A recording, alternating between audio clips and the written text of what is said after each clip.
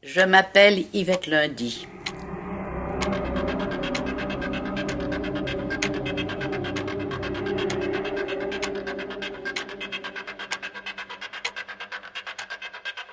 Je m'appelle Roger Romagny.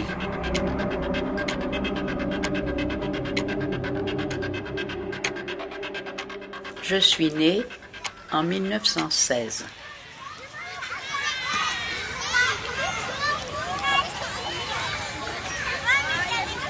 Je suis né en 1924.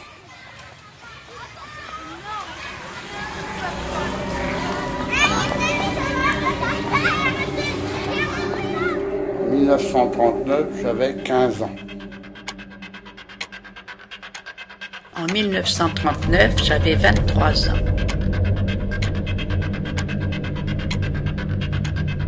En 1939, j'étais mécanicien auto. J'étais enseignante et secrétaire de mairie dans un village.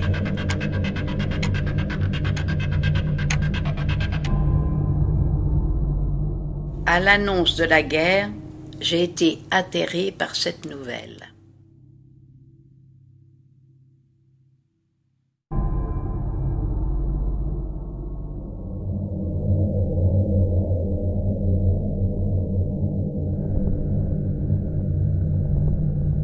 Pendant la guerre, j'ai été résistante.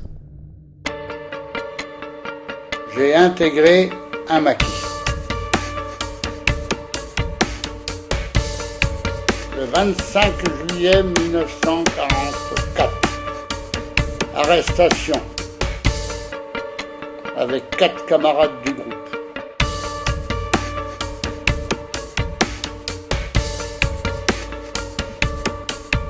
En 1944, j'ai été arrêtée par la Gestapo. J'ai été interrogé par la Gestapo, emprisonné, transféré au camp de concentration du Struthof et de Dachau. Puis j'ai été transférée dans un commando de Buchenwald.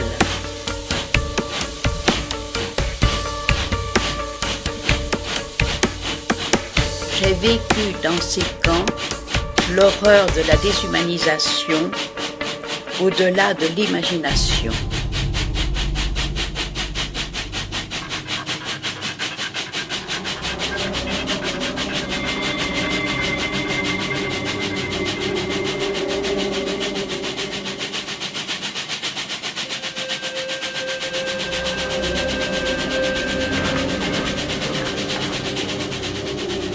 En 1945, j'avais 21 ans. En 1945, j'avais 29 ans. En 1945, j'étais en camp de concentration et libéré à Dachau le 29 avril 1945.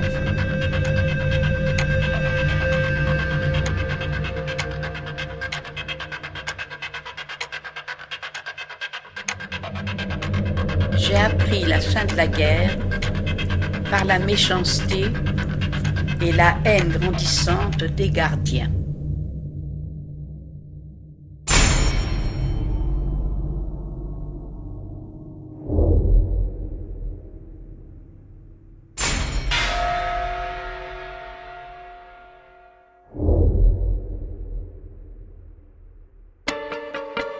En 1962, j'avais 46 ans. En 1962, j'avais 38 ans. En 1962, j'étais mariée et maman. En 1962, j'étais marié et papa de 3 enfants.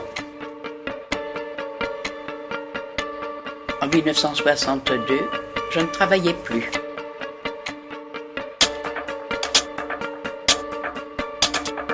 En 1962, j'étais artisan mécanicien.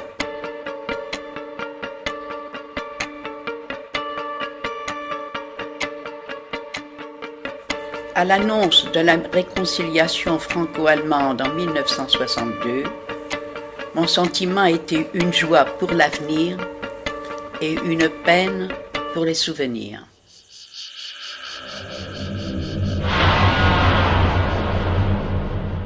Maintenant, j'ai 80 ans. Maintenant, j'ai 88 ans.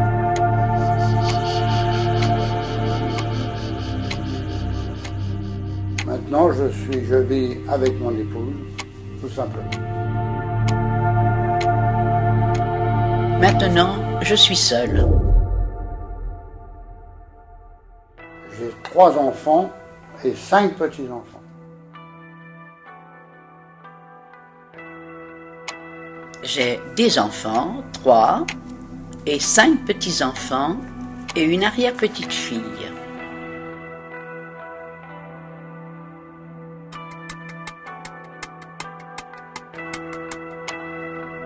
Je voudrais dire que la liberté est fragile et s'entretient au quotidien. Il faut rester optimiste, car cela donne du courage. Jamais de désespérance. La guerre, c'est la destruction d'hommes, de femmes et d'enfants. Pourquoi faire ?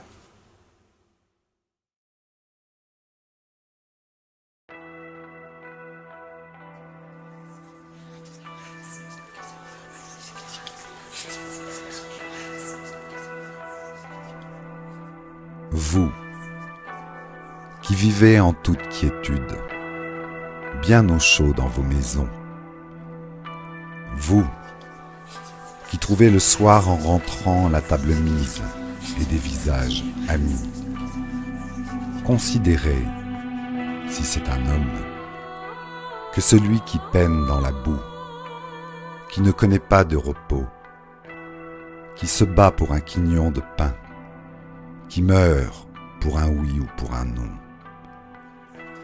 Considérez, si c'est une femme, que celle qui a perdu son nom et ses cheveux, et jusqu'à la force de se souvenir, les yeux vides et le sein froid, comme une grenouille en hiver. N'oubliez pas que cela fut.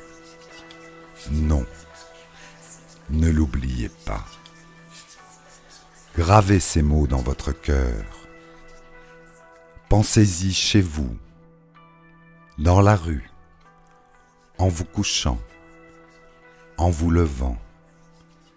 Répétez-le à vos enfants. Que votre maison s'écroule, que la maladie vous accable, que vos enfants se détournent de vous.